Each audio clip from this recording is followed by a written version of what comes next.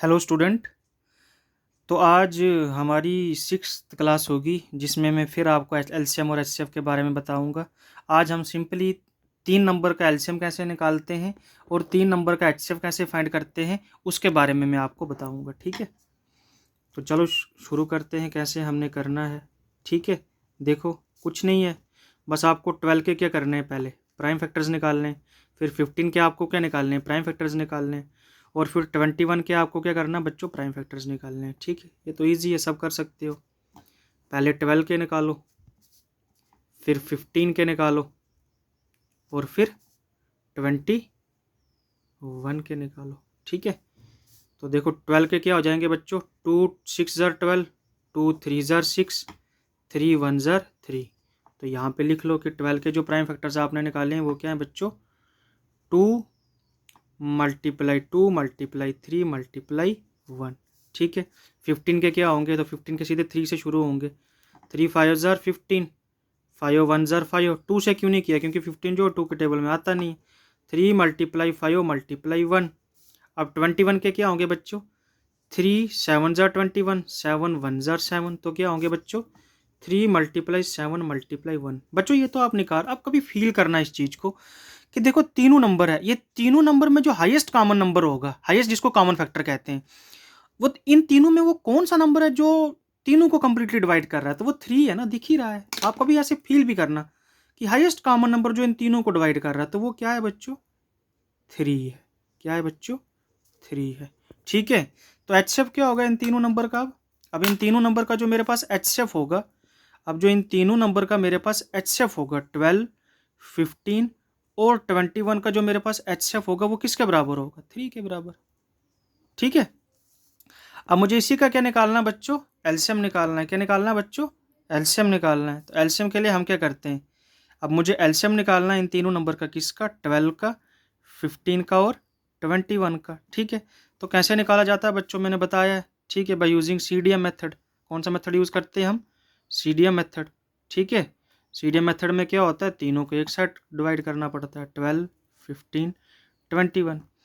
2 6 ज़र 12, 15 तो जाता नहीं है, 21 भी ऐसे आएगा। फिर 2 से कर लो, 2 3 ज़र 6, 15 ऐसे आएगा, 21 भी ऐसे आएगा।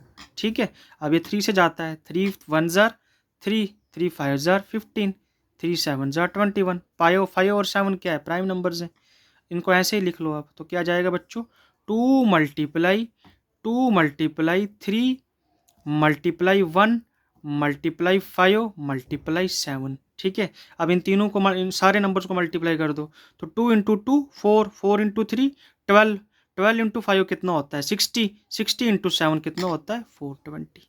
तो ये क्या होगा बच्चों, इसका एलसीएम होगा। यही मुझे पूछा गया था फाइंड करने के लिए। ठीक है, समझ आई मेरी बात। अब उसके बाद ये क्वेश्चन मुझे सबसे अच्छा लगता है।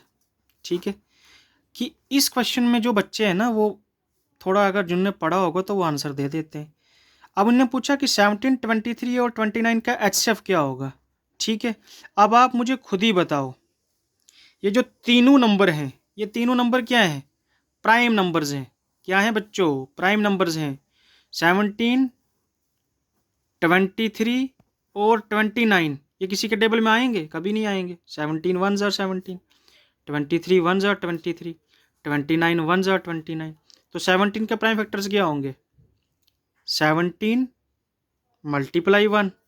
23 के क्या होंगे, 23 मल्टीप्लाई 1। और 29 के क्या होंगे बच्चों, 29 मल्टीप्लाई 1। बच्चों एक चीज़ समझिए आपने यहाँ से, ये तीनों नंबर्स क्या हैं बच्चों हमारे पास, ये तीनों नंबर्स हमारे पास को प्राइम नंबर्स हैं, क्योंकि 1 के अलावा कोई दूसरा कॉमन फैक्टर है ही नहीं।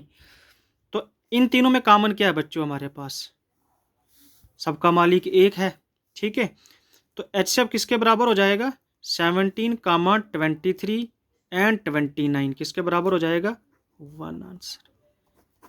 अच्छा क्वेश्चन है ये। ठीक है, अब एलसीएम क्या होगा बच्चे इन तीनों में, इन तीनों का एलसीएम क्या होगा बच्चों, तो इन तीनों का एलसीएम होगा, कुछ तो इनमें है ही नहीं, कॉमन ही नहीं निकलेगा, तो सीधा 17 मल्टीप्लाई 23 मल्टीप्लाई 29।